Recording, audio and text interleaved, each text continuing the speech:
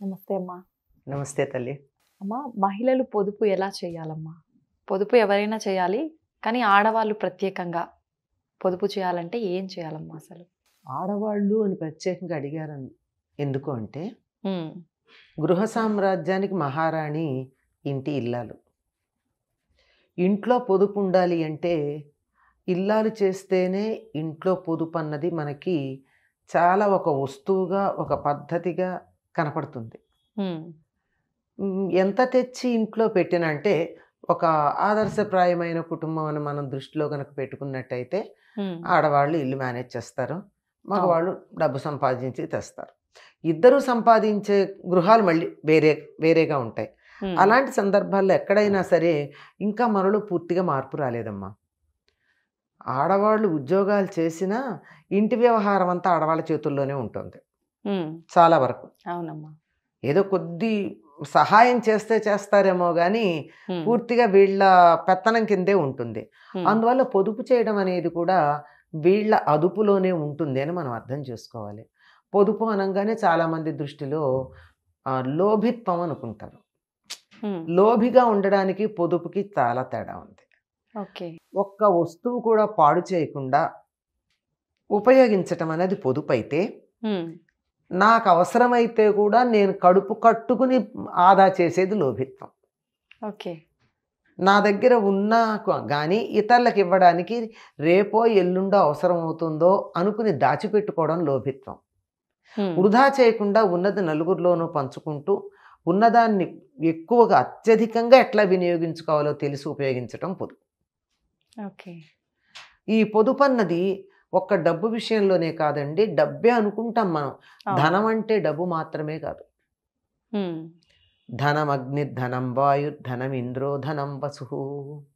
ధనం అంటే అప్పటికప్పుడు మనకు పనికొచ్చేటటువంటి వస్తువు ప్రతిదాన్ని ధనం అంటాం. హ్మ్. అటువంటి దాన్ని దుర్వినియోగం చేయకుండా ఉండడం పొదుపు. వాడుకోవడం తప్పు కాదు, హ్మ్. అనవసరంగా వాడుకోవడం తప్పు. ఓకే. ఉదాహరణకి మనకి నువ్వు దేశభక్తిని ఈ రకంగా కూడా ప్రకటించుకోవచ్చు. నా మధ్య ఒక చిన్న 2 నిమిషాల వీడియో చాలా బాగా వైరల్ అయింది. నాకు చాలా నచ్చింది. హ్మ్. ఇదే మేము ఎన్నోసార్లు విద్యార్థులకు చెప్పినా అది వీడియో రూపంలో వచ్చేటప్పటికి అబ్బా ఎంత బాగా నా భావాలు వీళ్ళు ఎక్స్ప్రెస్ చేశారని సంతోషం కలిగింది. హ్మ్. అలా నీళ్లు కారిపోతున్నటువంటి ట్యాప్ని కట్టేసి పెడతాడో పిల్లాడు, దేశానికి ఎంత ఆదా చేసినట్టు. అవునమ్మా. అలాగే అలా పెడుతూ ఉంటే మనుషులు లేనటువంటి గదుల్లో ఉన్న లైట్లు ఫ్యాన్లు ఆదా చేస్తే మన ఇంటి కరెంటు బిల్లు తగ్గుతుంది అన్నది మన దృష్టి అయితే, అవును. దేశం మొత్తానికి కూడా విద్యుత్తుని ఎంత ఆదా చేసాం మనం. విద్యుత్తుని రాష్ట్రాలు కొనుక్కుంటున్నాం. ఒక రాష్ట్రం మరొక రాష్ట్రం నుంచో ఎక్కడి నుంచో కొనుక్కునే కదా మనకి ఇస్తున్నాయి. హ్మ్. అలా కొనుక్కుని ఇవ్వడం ఎందుకు అవుతోంది? మనం వినియోగం ఎక్కువ అవుతోంది, మనం తయారు చేయడం తక్కువ అవుతోంది. అంచేత నేను తయారు చేయలేను విద్యుత్తుని, హ్మ్. కానీ కానీ నేను వినియోగం తక్కువ చేయొచ్చుగా. అవును.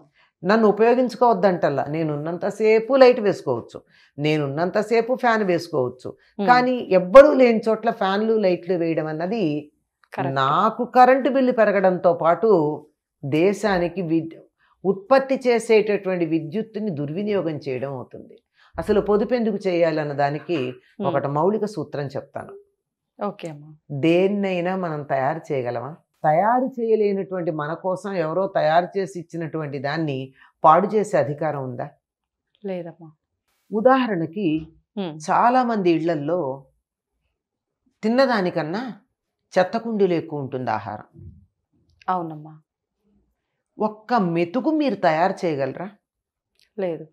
మరి అట్లాంటప్పుడు మీరు దాన్ని వృధా చేసే అధికారం మీకు ఎవరిచ్చారు? ఒక రైతు రాత్రింబగళ్ళు కష్టపడి ఎండనక వాననక శ్రమించి, ఇంకా ఎంతో తనొక్కడే కాదండి ఎంతోమంది శ్రమ అందులో ఉంటే అవును. అది పంట పండిస్తే దాన్ని తీసుకొచ్చి ఎవరో మిల్లులో వేసి దాన్ని తయారు చేస్తే ఇంకెవరో పట్టుకొచ్చి మార్కెట్లో ఇస్తే అక్కడి నుంచి తెచ్చుకుని మనం ఎంతమంది శ్రమ ఇందులో ఉంది. ఈ శ్రమనంతా మీరు గుర్తించినాడు ఒక్క మెతుకును కూడా మీరు వృధా చేయరు. నిజమమ్మా. చెత్త కుండీలో పడేసే బదులు ఎంత కావాలో అంతే వండుకొని మీకు ఎక్కువ అనిపిస్తే హ్మ్. అన్నమో రామచంద్రాన్ని ఏడిచే వాళ్ళకి ఇవ్వండి. హ్మ్. లేదా వాటన్నిటినీ చాలా జాగ్రత్తగా భద్రంగా పట్టుకుని అలా వెడుతున్నప్పుడు అక్కడ రోడ్డు పక్కన కనపడేటటువంటి కుక్కలకో జంతువులకో పక్షులకో వేయండి. అవి బతుకుతాయి కదా. అవునమ్మా. మీకు వృధా చేసే అధికారం ఎవరిచ్చారు? అందుకు పొదుపు చేయాలి. ఓకే. వృధా చెయ్యకూడదు గనక పొదుపు చేయాలి. పొదుపు చేయడం అంటే కడుపు కట్టుకుని తిండి తినక మనం హీనంగా బతుకుతూ దరిద్రాన్ని అనుభవిస్తూ పోగు చెయ్యమని కాదర్థం. వృధా చెయ్యొద్దని మాత్రమే. ఇవి ఓకే. చాలా ప్రధానంగా కనపడే పొదుపు గురించి నేను మాట్లాడే నీళ్లు, విద్యుత్తు, ఆహారం ఇవే కాదండి. డబ్బు వృధా చేసే వాళ్ళు ఉన్నారు. ఏం చేయాలో తెలియకుండా ఎక్కడో ఏదో అడ్వర్టైజ్మెంట్ చూసి వెళ్ళి విపరీతంగా బట్టలు కొనుక్కొస్తారు. అవును. వాళ్ళు ఒక్కసారి కూడా కట్టుకోరండి. వాటిని ఏం చేస్తారో తెలియదు, అలాగే ఉంటాయి. మా బీరువాల్లో పడి పడి పాడైపోయాక ఎవరికి ఇస్తారు? ఆ ఫ్యాషన్ పోతుంది, ఎవరికన్నా ఇస్తే ఊరికే కూడా కట్టుకోరు. దాని బదులు మీకు ఎంత కావాలో అంత చేసుకోండి. అవును. మిగిలిన దాన్ని సద్వినియోగం చేయండి. మీకు అధికంగా ఉంటే లేని వాళ్ళకి ఇవ్వండి. దేయం దీన జనాయచ విత్తం అని శంకర్లు భజగోవిందంలో చెప్పారు. డబ్బు సంపాదించద్దనలా, సంపాదించిన వాళ్ళు సంపాదించటం చేతకాని దీనులకు ఇవ్వండి. అందరూ సంపాదించలేరు కదా. అవునమ్మా. అందువల్ల పొదుపు ఎందుకు చేయాలంటే వస్తువుని నేను తయారు చేయలేను గనక. ఎవరైతే పొదుపు చేస్తారో వాళ్ళు పొందికగా ఉంటారు. పొందికగా ఉంటే జీవితం కూడా చాలా పద్ధతిలో నడుస్తుంది.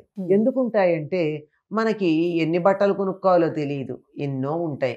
ఏది కట్టుకోవాలో తెలియక 100 తీసి అక్కడ పడేస్తాం. వాటిని మళ్ళీ తిరిగి లోపల పెట్టడం రాదు.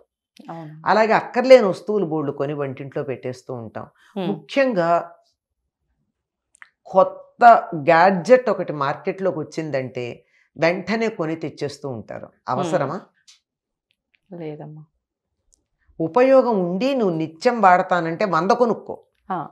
కొత్తగా వచ్చింది సరదాగా చూద్దాం అని కొన్నారనుకోండి, అది అవసరం అని అనిపించదు. ఇటువంటివన్నీ చాలా జాగ్రత్తగా కనుక ఉన్నట్టయితే జీవితానికి కావాల్సిన భద్రత ఉంటుందమ్మా. ఇప్పుడు చేతిలో డబ్బులు ఉన్నాయి, పర్వాలా కొన్నాం. కానీ తర్వాత రోజుల్లో నేను దాచుకున్న దానికి ఇంత విలువ ఉంటుందో లేదో నాకు తెలియదు.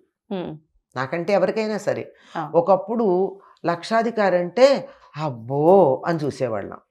సినిమాల పేర్లు కూడా ఉన్నాయి లక్షాధికారి అని. కానీ ఇప్పుడు లక్షాధికారి ఏంటి, 2 లక్షల నెలకి జీతం వచ్చేవాళ్ళు కూడా బిచ్చగాళ్ళల్లా ఉంటున్నారు. అంటే డబ్బుకి విలువ ఎప్పుడు ఎలా పెరుగుతుందో తెలియదు కనుక మనం జాగ్రత్త పడవలసినటువంటి అవసరం ఉంది. అంచేత వృధా చేయకుండా ఉండాలి.